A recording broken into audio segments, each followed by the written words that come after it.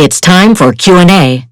Dr. Alyssa Lange, Associate Professor and Director of the Early Childhood STEM Lab at East Tennessee State University, will answer questions about her presentation, Playful Preschool STEM, 3 Tips to Support Young Learners Every Day.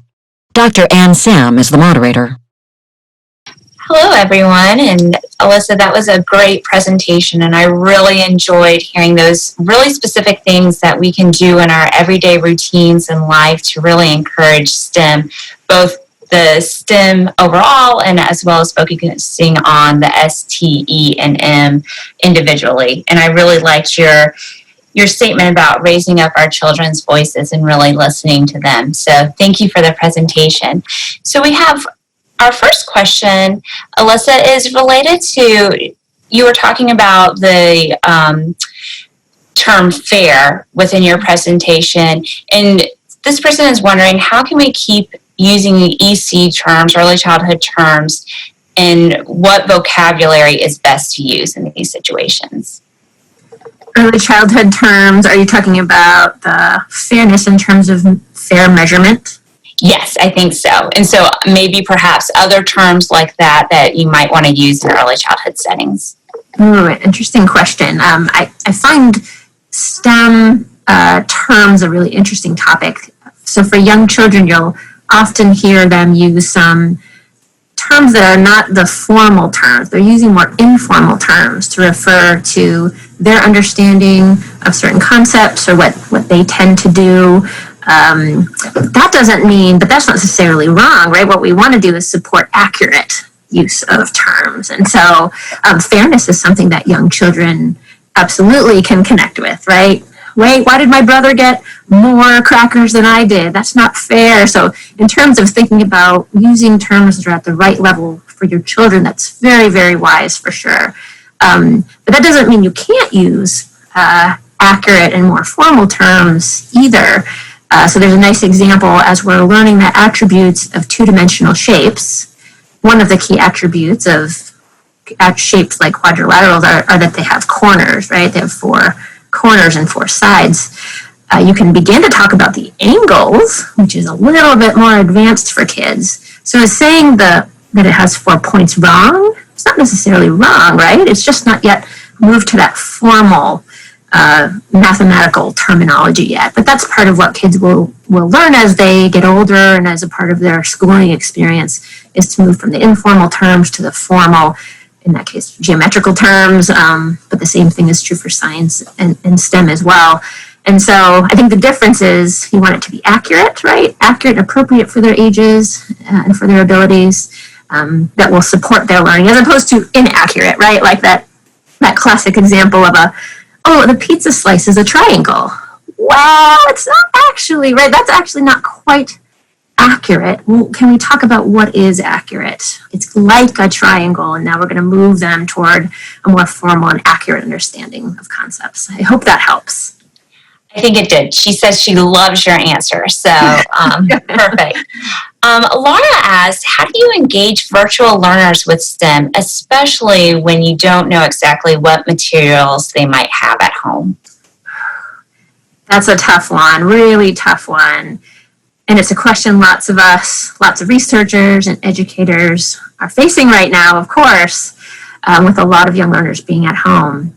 And I'm not sure there's one good answer, and I think my first part of my answer would be, it really depends on the age of the kids, right? Something that works for a 5-year-old is going to be different, very different from something that works for a 3rd grader or even someone younger than 5 years old, right? So there are a number of online sources right now that are really strong. And so sort of starting from a place of, I know this is a research-based resource. I mean, Khan Academy Kids comes to mind. My young children really like that.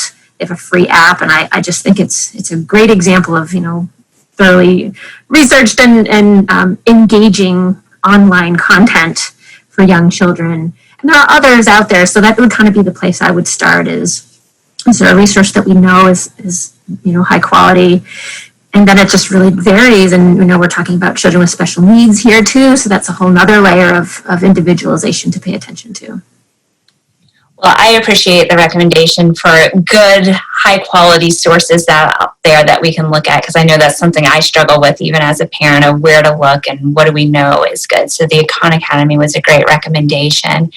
Our next question is, if the STEM book activities for preschool that you mentioned would also be applicable to kindergarten students? STEM book?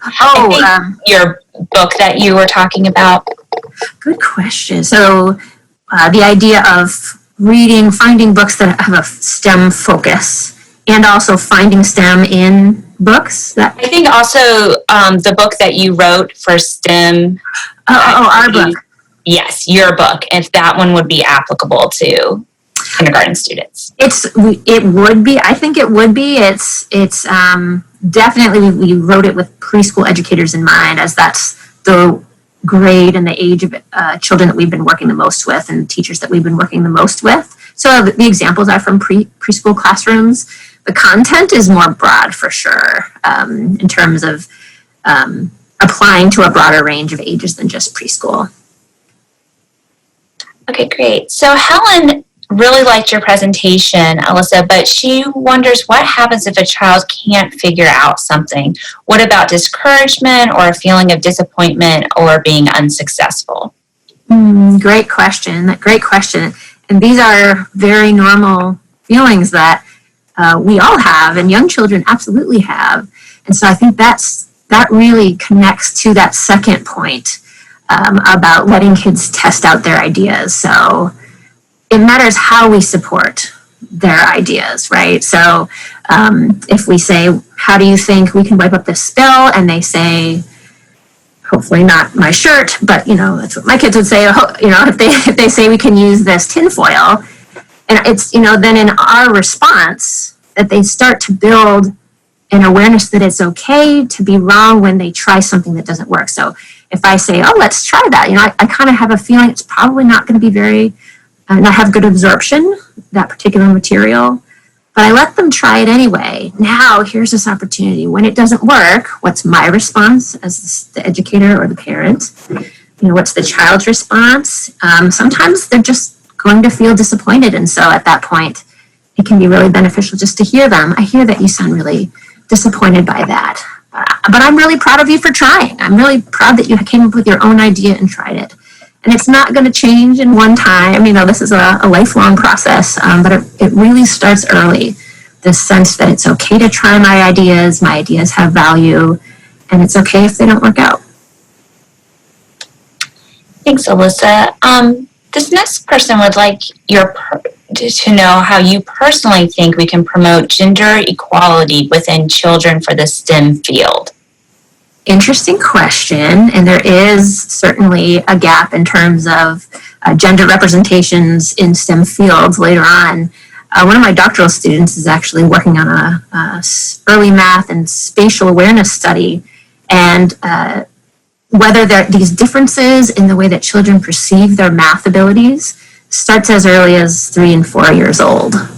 And so if it does, and some research would suggest that some of those sort of senses of themselves or perception of themselves as a capable mathematician, if it starts that early, then that's really critical then to support the grown-ups in these children's lives to, number one, be aware of that what we're teaching them these things really, really early on, and then provide supports, right? It's one thing to know that differences in their perceptions of their own skills and self-efficacy starts early, but how do you support equity then early on? How do you give all children the same opportunities, support them equally? There's some fascinating work on the way that we talk, the parents talk to boys and girls is even different.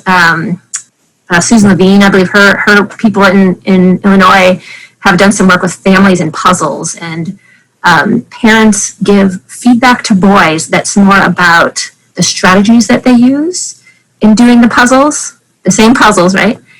Whereas for girls, the feedback that kids are given is much more like, oh, good job, much more sort of positive like that, but not focused on the procedures that they're doing and the structures and the spatial changes in the puzzles pieces. So that's really powerful. If already, and at 3 and 4 years old, educators and families are giving different feedback to boys versus girls. So I think for me, being in early childhood, of course, I believe it starts early, and first knowing what those differences are and then supporting educators and families to be aware of that and give some tips about what to do is a great start. Yeah, thanks. I hear a common theme that you've had in all of your answers, I think, so far, Alyssa, is the importance of starting early and what we're doing for our children related to STEM. Annie asked, how do you do a STEM activity with two children of different ages? So, for example, a preschooler and a baby. If the baby is trying to put things in her mouth or trying to take down the structure that the preschooler is building, are there specific tips to engage both children? Good question. I'm not an infant toddler expert, but what I know of that age group is that so many foundations for later STEM thinking and learning and doing are being laid at that age. And so kind of similar to older children, I think, first of all, knowing that what they're doing are some foundations for STEM, right? We think of them as maybe making a mess or, right, just kind of what babies do or something. Actually, when you're putting that ball in the tube, that's actually testing a theory. And you're repeating that over and over, and you're learning something that's going to be a foundation for later science, maybe physical science, right? The effects of gravity on objects. So kind of first recognizing, I think a place to start is recognizing where the opportunities are for STEM, thinking, learning, and doing across those age groups, or in this case, these two age groups. So what is it, and what could it look like? And then again, similarly, not being afraid for there to be some mistakes, right? Not to be afraid if there is a structure that falls down. So, you could see that as a problem, or it could maybe be an opportunity. I wonder about talking to the older child. I wonder why that baby did that. I think it could be an opportunity for discussion among the children, perhaps. But again, there are some people doing some infant toddler work, including folks at the STEMI Center. So I'm hopeful they'll have some more resources to support the youngest learners in the coming years. Great, thanks. So Emma asked if there are any good resources for teaching kids from different cultural backgrounds. If there are any resources? Yes, or ones that you might recommend. Good question. That's a great question. There's definitely work being done for working in science with children who are dual language learners or English language learners. I think there was a presentation a couple days ago on that topic as a part of the STEMIEFest. So there are some people working on that. Apart from, and then the RISE project, out of Boston, is a collection of educators, teachers, and researchers who are interested in creating science and engineering in particular supports for young children that are grounded in the communities that they live in, the cultures that they come from. So that's another great place. RISE, the RISE project, is another great group that's working on issues of access to STEM and issues of cultural linguistic diversity. All right, thanks for those resources. Our next participant has asked, what makes STEM different from science and mathematics, which is traditionally practiced in early childhood education classrooms? The national K-12 Next Generation Science Standards are for science, but they incorporate technology and engineering as well. So you can do engineering. You need to do engineering and engage in the engineering design process with some content. And so the content tends to be science. So you can do engineering with physical science, engineering in earth and space science, engineering in life science, and technology is a product of engineering. So I kind of think of science as, right, it has its own content and practices, but it's also very deeply connected to engineering and technology, right? And then we use mathematics when we do engineering, when we're doing things like measuring the plant height, we're using math, right? So STEM as an acronym gets used different ways by different people. I think of it personally in both ways, that there are these individual domains, but there are also these wonderfully rich ways in which they are connected, in which you can use one in the service of the other, you can use one to understand the other. And so I think it's not necessarily super different from, math and science, except it's appreciating the ways in which those domains are connected and can be connected. Okay, great. So our next question is related to how to help parents and teachers who don't know what they are doing related to STEM, how to help them become aware of the STEM around them. And is there a good book that points out the STEM around them, maybe to start that conversation? Where to start out to support educators and families who aren't necessarily feeling prepared? So many great resources. And I can share a list too. I have a number of places that I like to go to, but I can name a couple that have some nice short video clips that might get you to think about some places to be looking around you. For early math, the Erickson Institute's Early Math Collaborative has a number of nice videos explaining different topics. They tend to be classroom focused, but they're short and kind of clearly connected to what we know about early math. The Dream Network is another great early math resource. I believe it's called the School Readiness Lab, is Daryl Greenfield's group down in Florida, and they're focused on science. Christine Cunningham, I think she's also done some work with STEMI, has done a lot of work in engineering, teaching and learning. So I guess it depends kind of where you're at specifically in terms of what you need, but there really is a lot of great free resources out there to get you started.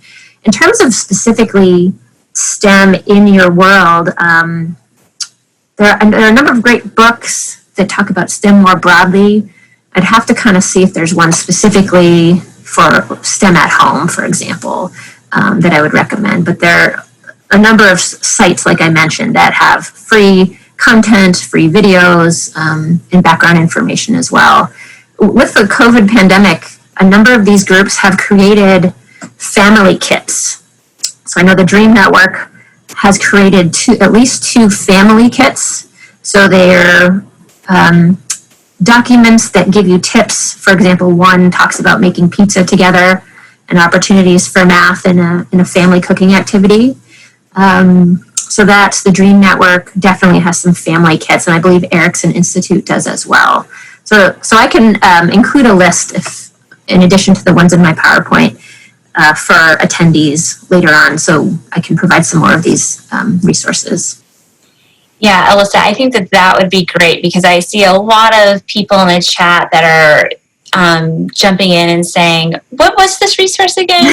Okay. So I know that you just have this wealth of information, and so I think it'll be really appreciated by all the participants today to kind of have one list that we can refer back to at another point. So if you can get us that list, then we'll work on making that available on the STEMI website then. So thank you. And like I said, people really seem to be liking the resources that you're mentioning.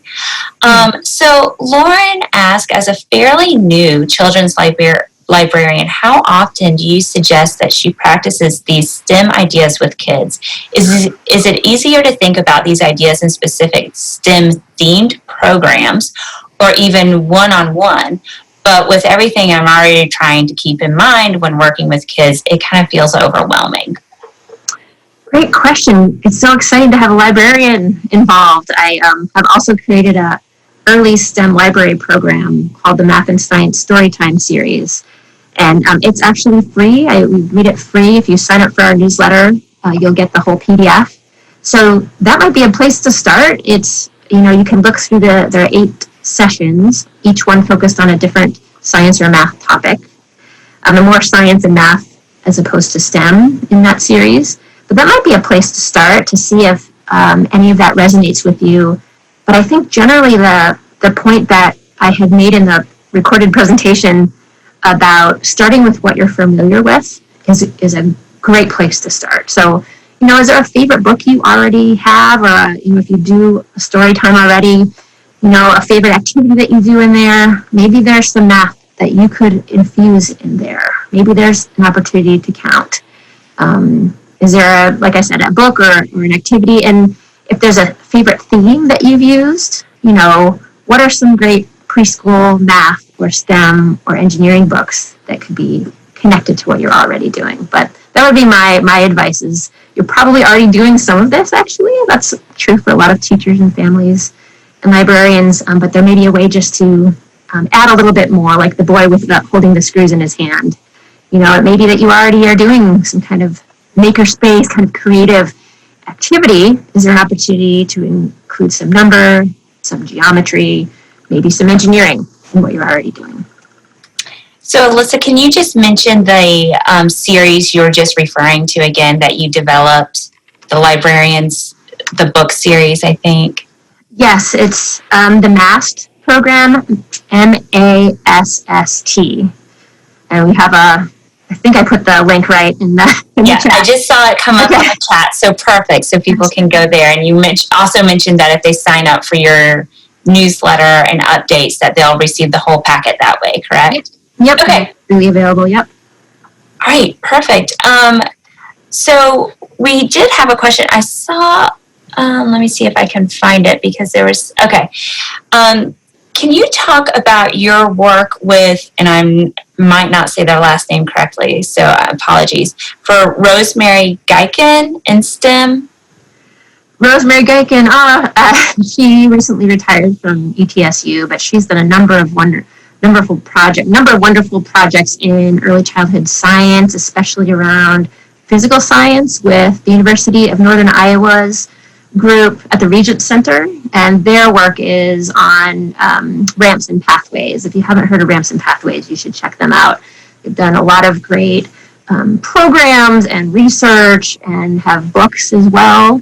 And really, ramps and pathways can be done with any age. I do that kind of work with physical science with teachers, and they have a blast. So Rosemary was involved in that ramps and pathways work. I think Beth Meter, and I saw her name, has also been involved with that work. So if engineering and science and physical science is of interest, that can be a place to start. You don't even, you can use special ramps, but if you're at home, and you're not feeling like getting new equipment, what else could you use as a ramp? And then you just start having conversations about motion and movement of objects. Does something roll or slide? These kinds of things can be done with the youngest kids, right? Even if they're not yet verbal, they can be testing out these ideas. Remember the infants we talked about who are, throwing their bowl of food over the edge of the chair or throwing a ball down off the couch or wherever, whatever they're experimenting with. So Rosemary has done a lot of work with them. She and I have done some STEM training here at ETSU, and we'll be doing a STEM Institute for preschool educators this summer as well. Okay, great. I think we have just a couple more minutes left, and I think we've answered all of our Q&A questions, so I'm just going to open it up one last time to see if anyone has any final questions for Alyssa before we wrap things up. And Alyssa, if you have any other comments as well.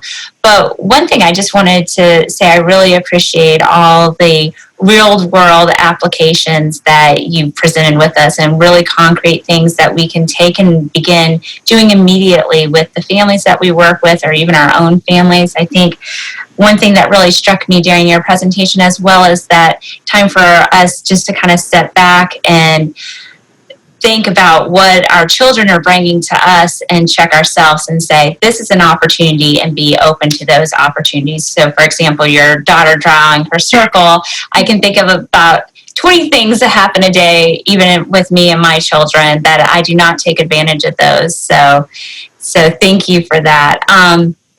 Let me see if we have any more questions. While you're looking, I'll just say it's a great point. I as a parent think about that often, and I don't do it right all the time. I can say that it's great to appreciate kids' ideas, but it's just not always the time for it, or you can't always do it. But I think just, once, doing this once where you notice that you could let them test something out, just even if you just do it one time, that might start changing things for you and for your children. And it's a process. It's not, again, just like for kids, it wouldn't, change overnight, but just trying one thing that kind of pushes you outside of your comfort zone. I think can be really powerful, and you can see, oh, it's not that bad, Yes, just like our kids, we need to be pushed outside of our comfort zone as well. So that's a great point to keep in mind. So it looks like we do not have any more questions at this point, Alyssa, but thank you so much. And I just want to tell everyone, I think this Q&A session was really wonderful and great because we got Alyssa presented us with so many additional resources and things that we can look at that are even freely available during this time. So our STEMI team will work with Alyssa gathering the list of the things she talked about regarding equity, the series that she mentioned, her book, and we'll compile a resource list and then share it with all of the participants so you all have access to that as well. So thank you everyone for joining this session and Alyssa for presenting all these wonderful ideas. So thank you everyone. Great, thank you.